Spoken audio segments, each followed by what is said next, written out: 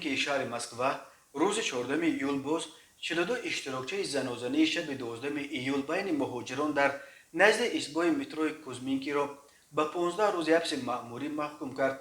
دادگاه آنها را بر اساس کودکس حقوق بیرانکنی مأموری روسیه اشتراک در گردجمعی غیر قانونی گناهکار دانست.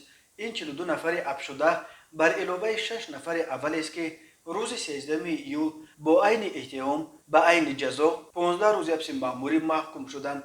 انتظار می رود پرونده های باقی 55 نفر دستگیر شده نیز به دادگاه سپرده شود. سرایست کارهای داخلی شهر مسکو در پی زنازنی در کوزمینکی 103 نفر دستگیر شده نسبت به آنها با اتهام ویران کردن قاعده های بود و باش در روسیه و ویران کردن ترتیب گردجمعی و میدان باشی پرونده های مأموری ترتیب دادند. یک قسم این شهروندان خارجی با قرار دادگاه در برابر جریمه از روسیه اخراج خواهند شد. برخی دیگر از حق ورود به روسیه محروم خواهند شد، اظهار داشت پلیس پایتخت روسیه. ولی کارینا کالینووا سخنگوی دادگاه کوزمینکی گفت مسئله اخراج این مهاجران در جلسه های دادگاهی بررسی نشده است. حامیان حقوق میگویند در شهر مسکو در پی زنازنی شب 12 ایول بین مهاجران قرغز و تاجیک در مترو کوزمینکی موج بازداشت‌های زادگان قرغیزستان و تاجیکستان و ازبکستان شروع شده است.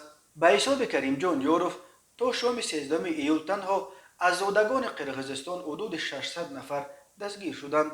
یادآور می‌شویم شب 12 ایول در نزد ایستگاه مترو کوزمینکی بین مهاجران زنازنی گروهی به عمل آمد.